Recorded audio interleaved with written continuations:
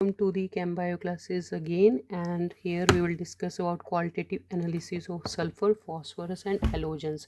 In last lecture we have discussed about qualitative analysis of carbon, hydrogen and nitrogen. So let's start with the sulfur. So here in sulfur case we do lead acetate test. तो इस test में होता क्या है, तो सबसे पहले तो हम एल बनाएंगे। तो Na2Na जब सल्फ़र फ्रॉम ऑर्गेनिक कंपाउंड से जब ये मिलता है एल के दौरान, तो Na2S का एल बन जाता है इस केस के अंदर। तो और लेड एसीटेट होता क्या है, लेड एसीटेट होता है PbCH3COO ट्वाइस। तो ये हमारे पास क्या है, लेड एसीटेट। तो लेड एसीटेट जब Na2S Li से मिलता है तब क्या होगा, 2 मोल्स ऑफ CH3COO मिलेगा प्लस PbS। तो PbS जो होता है ये ब्लैक कलर के PPT होते हैं। अगर ब्लैक कलर के PPT आपको लेड एसीटेट टेस्ट करने पर मिले तो समझ जाइए कि एस सल्फ़र कन्फर्म, सल्फ़र उसके अंदर है ही है। ठीक है, तो एक ये टेस्ट है।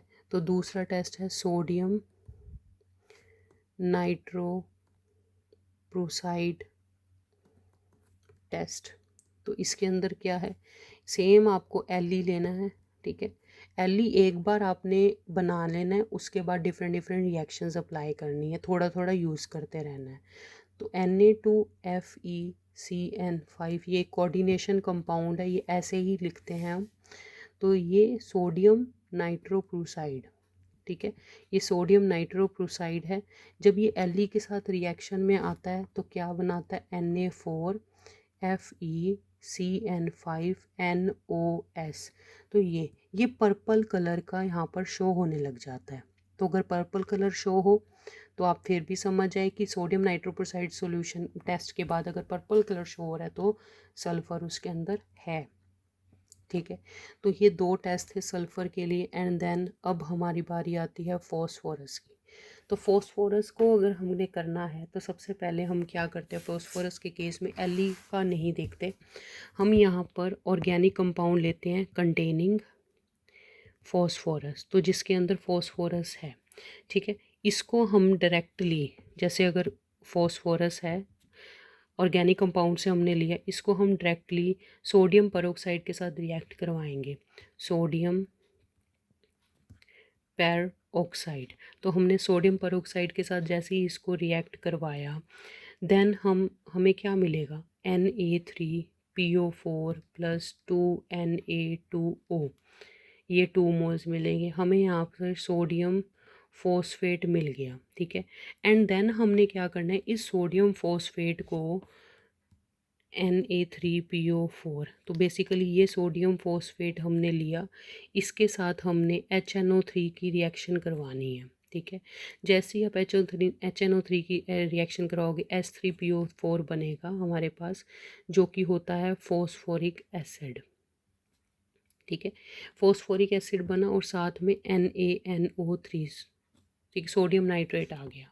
लेकिन ये जो एसिड होता है ये अमोनियम मोलिबिडेट के साथ 12 moles of ammonium molybdate MOO4, ammonium molybdate बीटेट। ठीक है, अमोनियम मोलिबिडेट के साथ जैसे ही रिएक्शन करता है और 12 HNO3 लेता है तो हम क्या मिलता है, NH4 thrice PO4 12 MOO3 21 NH4NO3 plus 12 moles of water. तो ये जो होता है ये बेसिकली येलो कलर, अगर हमें येलो कलर के PPT शो हो जाते हैं अगर अमोनियम मोलिब्डेट रिएक्शन करने पर, तो आप समझ जाइए कि फॉस्फोरस वहाँ पर कंफर्म है। ठीक है, तो ये हमारे पास था फॉस्फोरस का टेस्ट, जिसके अंदर हम पहले सोडियम पेरोक्साइड के साथ रिएक्शन करवाते हैं, देन हम HNO3 ऐड करके अमोनियम मोलिब्डेट देन ऐड करते हैं और येलो कलर के एट लास्ट PPT आ जाते हैं। तो ये हमारे पास फॉस्फोरस का था। अब हमारे पास बारी आती है हेलोजेंस की। तो हेलोजेंस के लिए सबसे पहला जो टेस्ट होता है वो होता है बेल स्टीन्स टेस्ट। तो इसको हम कॉपर बायो टेस्ट भी बोलते हैं। तो बेसिकली ये है कैसे टेस्ट, इसके अंदर आप एक कॉपर की स्ट्रिप लोगे, कॉपर स्ट्रिप, एक छोटी सी पतली सी स्ट्रिप होगी कॉपर स्ट्रिप। तो यहाँ पर आपने क्या ऑर्गेनिक कंपाउंड रखा, आपने नीचे से हीट किया। अगर तो ये फ्यूम्स जो हैं, ये फ्यूम्स जो हैं आपकी ग्रीन कलर की आ जाती हैं, तो आप समझिए हेलोजन है। ठीक है, तो यही था सिंपल ये टेस्ट, बट इसकी लिमिटेशंस हैं, इसकी भी लिमिटेशंस हैं। लिमिटेशंस क्या हैं? पहली तो बात ये कि इससे हमें क्या पता लगता है कि हेलोजन्स हेलोजन्स प्रेजेंट हैं, ये पता लगा, बट हमें ये नहीं पता विच halogen is present, which halogen, तो ये हमें नहीं पता लगा, ये पहली डीमेरिट है।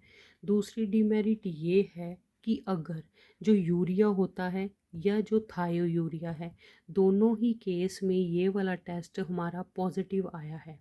ठीक है, तो अगर ये दोनों के केस में ये टेस्ट पॉजिटिव आया है, ग्रीन फ्यूम्स शो हुई हैं और उसके अंदर इसके पास नो हेलोजन, कोई भी हेलोजन नहीं है, फिर भी यहाँ पर ग्रीन फ्यूम्स आई हैं, तो इसलिए ये डाउटफुल है प्रोसेस।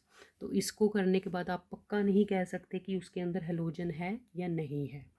तो इसके लिए जो बढ़िया टेस्ट है वो AgNO3 टेस्ट है। अब AgNO3 टेस्ट क्यों अच्छा है वो देखिए आप। आपने सबसे पहले सोडियम लिया, सोडियम और जो भी फ्रॉम ऑर्गेनिक कंपाउंड, तो ऑर्गेनिक कंपाउंड के अंदर आपको पता है हेलोजन होएगी, तो सबसे पहले Li बनाइए। तो हेलोजन्स के केस में NaXLe बनेगा, मतलब NaCl क्लोरीन के केस में, NaBr ब्रोमीन के केस में, NaI आयोडीन के केस में, तो ऐसे हो जाएगा। तो X आप हेलोजन को समझिए। ठीक है, तो ये हमारे पास Li आया। तो बेसिकली होगा क्या कि जब NaX, ठीक है, ये AgNO3 के साथ रिएक्ट करेगा, तब NaNO3 इकट्ठा हो जाएगा, साथ में AgX आ जाएगा हमारे पास। ठीक है, अब AgX के बनते हैं PPT। अगर AgX क्या हो, AgCl हो, तो वाइट कलर के PPT बनेंगे। अगर AgBr आया तो पेल येलो कलर के बनेंगे PPT, ये शो होते हैं।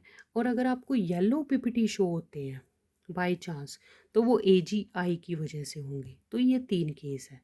तो अब यहाँ पर आपको ये समझ आ जाएगा, तीनों के बारे में पता लगे कि क्लोरीन कब होगा, ब्रोमीन कब होगा और आयोडीन कब होगा। बट यहाँ पर भी एक कन्फ्यूजन है येलो कलर में। कई बार क्या पेल येलो और येलो कलर में कन्फ्यूजन हो सकती है। तो इस कन्फ्यूजन को दूर करने के लिए हमारे पास एक और टेक्निक है, जिसको हम बोलते हैं CCl4 लेयर टेस्ट या फिर CS2 लेयर टेस्ट। ये बेसिकली हम ब्रोमीन और आयोडीन के लिए करते हैं। तो इस टेस्ट के अंदर हमने क्या करना है, जैसे आपके पास NaBr होगा, Li बी ब्रोमीन के केस में NaBr होगा और NaI होगा Li in case of iodine.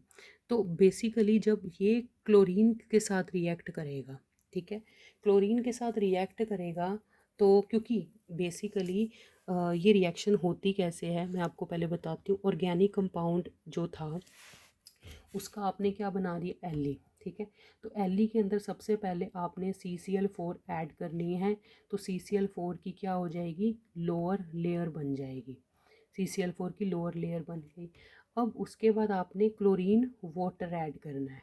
ठीक है, हमने वही किया, ये मैंने क्लोरीन वाटर यहाँ पर ऐड किया हुआ है।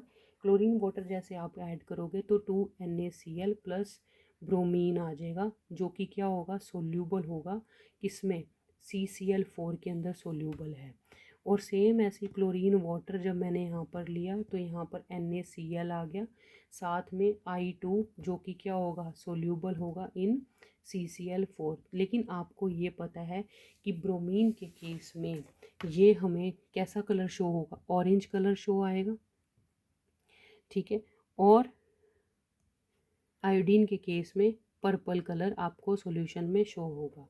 तो यहाँ से आप ब्रोमीन और क्लोरीन का डिफरेंस देख सकते हैं। ठीक है, तो ये हमारे पास क्वालिटेटिव एनालिसिस थी फॉस्फोरस, हेलोजन और सल्फ़र की। लेकिन एक क्वेश्चन क्या आता है कि what is the function of HNO3, ठीक है, इन टेस्टिंग ऑफ हेलोजेंस। तो हेलोजेंस के केस में हम HNO3 का यूज़ क्यों करते हैं? तो बेसिकली क्या होता है कि अगर उसके अंदर क्या कहते हैं ऑर्गेनिक कंपाउंड में, सॉरी, आंसर, ऑर्गेनिक कंपाउंड में अगर बाई चांस हेलोजेंस क्या होते हैं, क्लोरीन होता है, ब्रोमीन होता है, आयोडीन होता है, अगर इसके अलावा कार्बन हाइड्रोजन को आप साइड रखिए, लेकिन अगर उसके अलावा आप इसके अंदर नाइट्रोजन आ जाए या फिर सल्फ़र आ जाए, तब क्या होता है, तब बेसिकली नाइट्रोजन जो होता है वो अपना Ne बना लेता है, सोडियम के साथ मिलकर नाइट्रोजन और कार्बन ऐसे मिलकर NaCN बना लेते हैं। तो जब ये NaCN बनता है, ये Li आ गया, तो जब ये Li AgNO3 के साथ रिएक्ट करता है तो ये AgCN बना देता है और NaNO3 आ गया।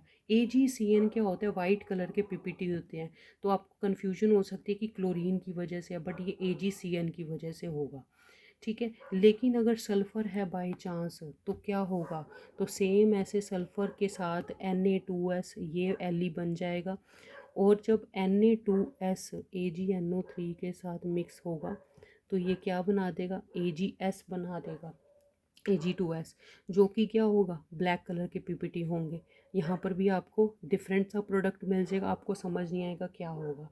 लेकिन अगर आप पहले ये सब करने से पहले, लेकिन अगर आप बॉयल कर लेते हो HNO3 के साथ, ठीक है, तो क्या होगा, जो NaCN अगर मान लो उसके अंदर बना है, ठीक है, या मैं कहूँ कि उसके अंदर H2S गैस बनी है, कुछ भी बना है, तो HCN जो है बेसिकली वो आपका NaCN जो है वो HCN में चेंज हो जाएगा, जो हमारे पास